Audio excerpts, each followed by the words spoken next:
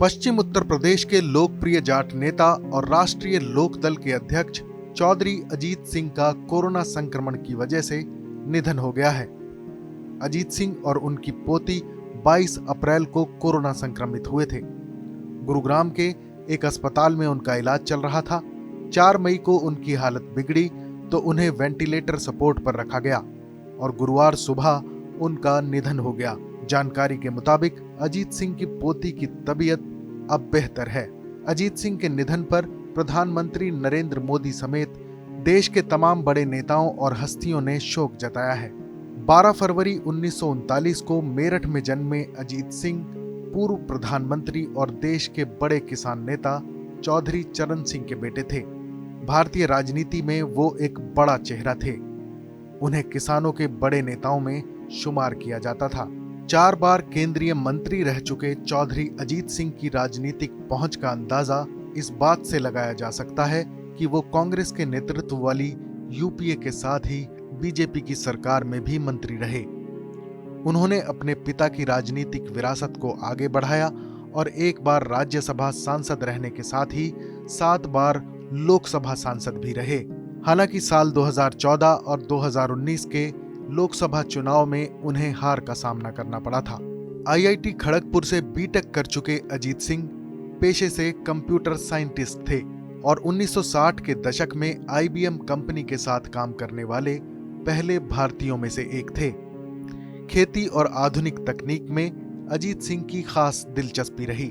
उन्होंने 17 साल तक अमेरिकी कंप्यूटर इंडस्ट्री में काम किया और फिर 1980 के दशक में अपने पिता चौधरी चरण सिंह के बीमार होने पर वापस भारत आ गए और उनकी बनाई पार्टी लोकदल की बागडोर संभाली, जिससे ज्यादातर किसान जुड़े हुए थे।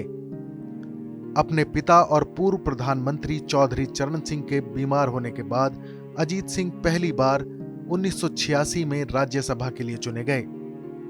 अपने पूरे राजनीतिक जीवन में ऐसे कई मौके आए जब अजीत सिंह ने केंद्र और उत्तर प्रदेश में सरकार बनाने के साथ साथ राजनीतिक गठबंधन में भी अहम भूमिका निभाई।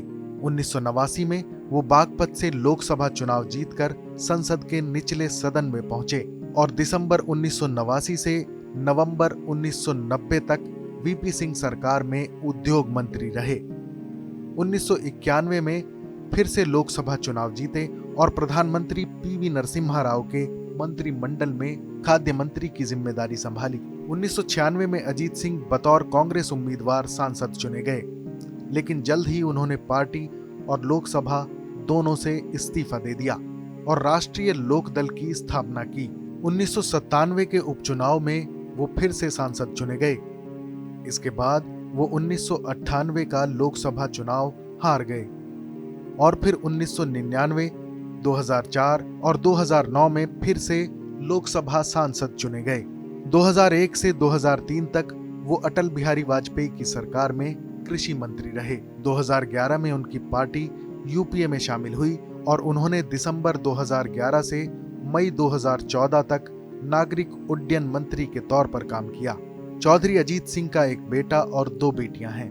उनके बेटे जयंत चौधरी लोकसभा सांसद रह चुके हैं और फिलहाल राष्ट्रीय लोकदल की जिम्मेदारी उन्हीं के कांधों पर है। किसान आंदोलन के बाद से अजीत सिंह के बेटे जयंत चौधरी एक बार फिर पश्चिमी उत्तर प्रदेश में अपनी धाक जमाने की लगातार कोशिश कर रहे हैं। Farid Ali, TV 9 Bharatvarsh digital.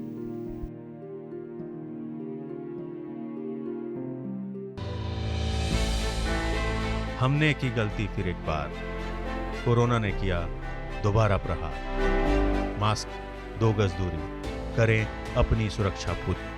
Corona टीका हम सबको लगाना है, मिलकर साथ समझदारी से कोरोना को हराना है।